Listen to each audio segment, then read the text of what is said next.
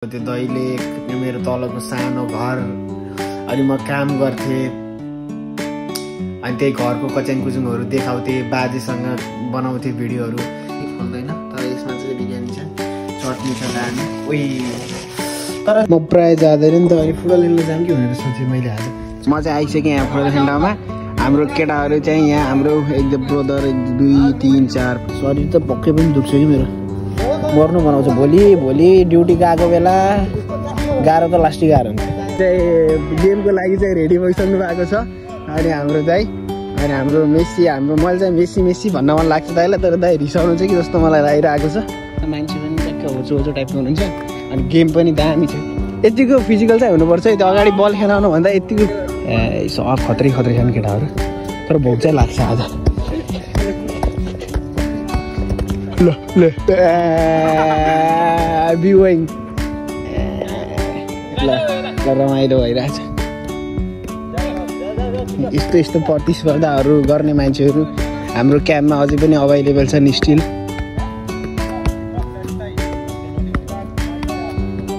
पर्यो ल भयो अरे भयो गेम खेल्नुपर्छ So hello and namaste, welcome back to my new vlog. Hope you guys are fine. म पनि सन्चै छु मेरो प्यारो आफन्तजनहरू धेरै समयपछि आज हाम्रो फेरि मुलाकात हुन चाहिँ भेट्यो जुर्यो धेरै स्वागत छ हजुरलाई धेरै एकदम धेरै स्वागत छ एकदम मनदेखि नै मेरो मनदेखि नै धेरै स्वागत छ हजुरहरूलाई अनि अहिले चाहिँ म रुममा छु कोही पनि हुनुहुन्न रुममा यो दाइको रुम पनि यता बेडमा पनि कोही हुनुहुन्न अनि यो दाइले चाहिँ के राख्नु भएको यो औषधि यस्तो डिजाइनको औषधि ठेट खोकिसोकी के हो जस्तो लाग्यो के हो यो पाराम फ्लाममै के हो यो भनेको कुन औषधि हो यार मलाई त थाहै छैन त अनि म चाहिँ कामदेखि भर्खर आएको अनि मैले एउटा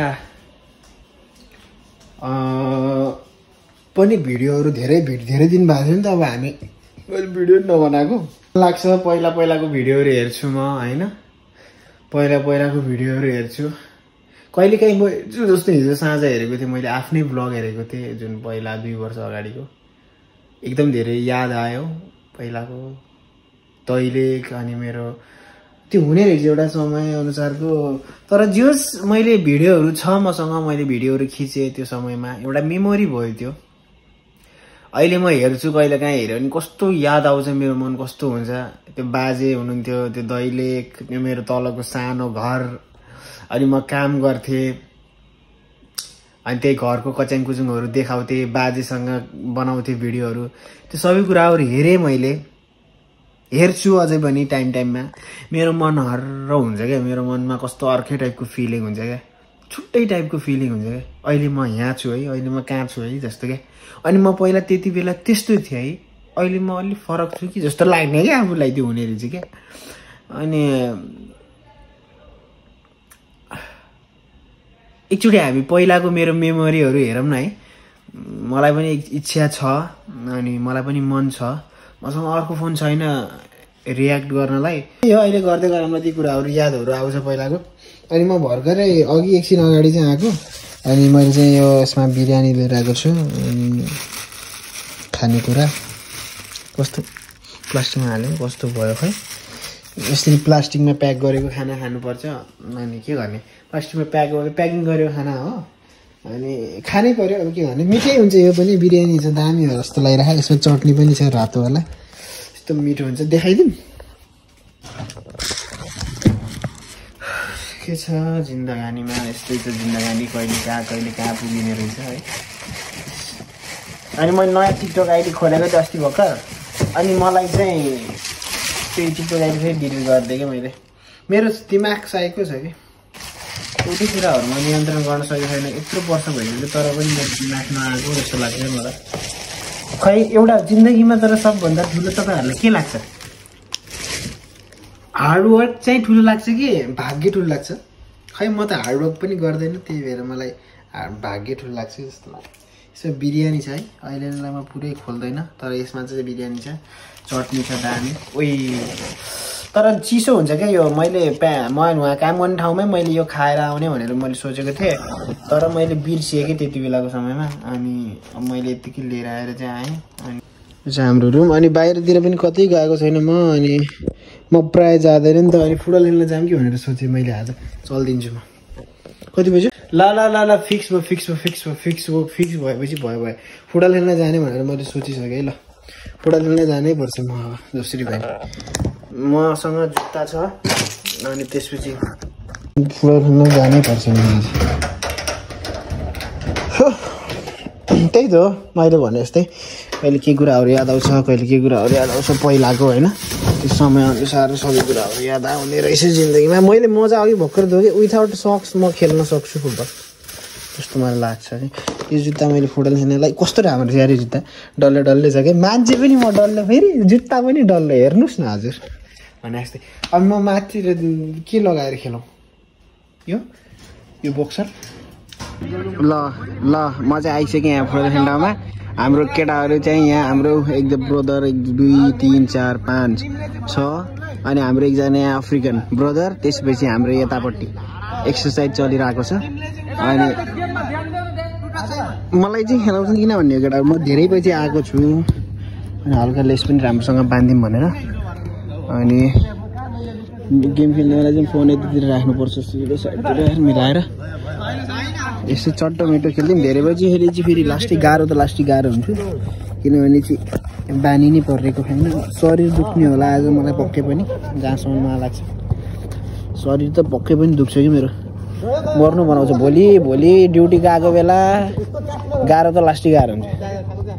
किनभने चाहिँ दुखाउँछ मलाई फिक्स थाहा हल्का मैले गएर भिडियोहरू बनाउँदाखेरि त मलाई यस्तो दुख्छ अब झन् म यहाँ गेम खेल्न आएपछि त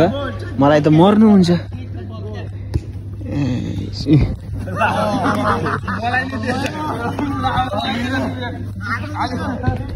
ल प्लेयरहरू चाहिँ यहाँ तन्किँदैछन् रेडी हुँदैछन्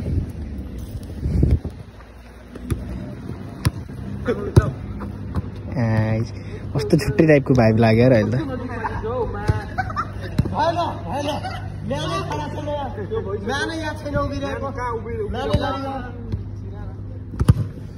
हामी पनि हल्का चाहिँ गर्नुपर्छ जस्तो छ किनभने चाहिँ धेरै पछि आएको मान्छे पक्लक्क फेरि यस्ता ठुल्ठुलो मान्छेहरू छन् पक्लक्क हानिदियो भने त फेरि मलाई त हल्का गइन्छ त्यही भएर हल्का यस्तो गर्नु जरुरी छ तन्किँदै हजुरहरूलाई नि हल्का देखाइदिन्छु त गेम ल यता चाहिँ हाम्रो दाइ चाहिँ गेमको लागि चाहिँ रेडी भइसक्नु भएको छ अनि हाम्रो दाइ अनि हाम्रो मेस्सी मैले चाहिँ मेस्सी भन्न मन लाग्छ दाइलाई तर दाइ रिसाउनु चाहिँ कि जस्तो मलाई लागिरहेको छ फुटबल चाहिँ फेरि दामी खेल्ने क्या हाम्रो दाइले हजुर होइन त्यस्तो होइन दाइ फुटबल चाहिँ दामी खेल्ने ट्याक्क मान्छे पनि ट्याक्क होचो टाइपको हुनुहुन्छ अनि गेम पनि दामी छ यतिको फिजिकल चाहिँ हुनुपर्छ है त्यो अगाडि बल खेलाउनु भन्दा यतिको फिजिकल चाहिँ हुनुपर्छ साथी खै बल फाला त पास हल्का हामी पनि हल्का बल छोइदिउँ मैले फेरि छुट्टै गरिदिएको छु कि यहाँ पुरै भ्लग बनाउँदै धेरै पछि भ्लग बनाउनु पनि पाइएको नि त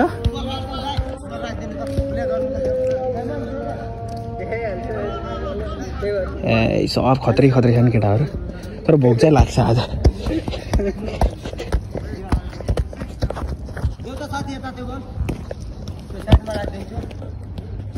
के हो केटाहरू त ल स्किल है हाम्रो साथीको आयो है बाहिर जाला है फेरि गेम स्टार्ट नहुँदै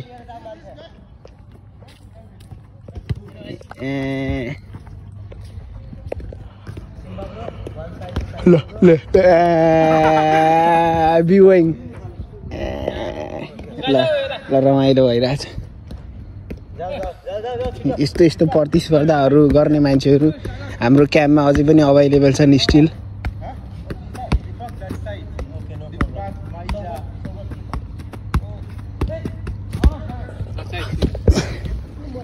दामी भइरहेछ ल अब चाहिँ एकछिनमा गेम स्टार्ट हुन्छ कि जस्तो छ मलाई पनि एउटा न एउटा टिममा चाहिँ जस्तो तस्तो अब तानेर हालिहाल्नु पर्यो ल भयो अरे भयो गेम खेल्नुपर्छ फोन चाहिँ राख्नुपर्छ एकछिन गेम स्टार्ट हुने बेला यस्तो थाकेँ म होइन 1-2 चोटि बल छोएको यहाँदेखि त्यहाँ गरिदिएको मलाई त लास्टै खुट्टा दुख्यो अब दुख्छ मेरो भोलि खुट्टा यस्तो भाँच्यो यो लेग होइन लास्टै गाह्रो लाग्यो मलाई धेरै गाह्रो भयो यार यसरी दिनकै खेल्ने भएपछि दामी हुन्थ्यो खाली एउटै जानु न हो के फरक पर्दैन किपर खेल्न उसले फरवार्ड खेल्छ जुत्ता लगाएको छ खै सरी म त चल्दियो यार अब मलाई त लास्ट खुट्टा दियो यस्तो भइसकेको छ त मलाई धेरै पछि खेलेको टाउको दुखेर एकछिन गेम हेरेर जाने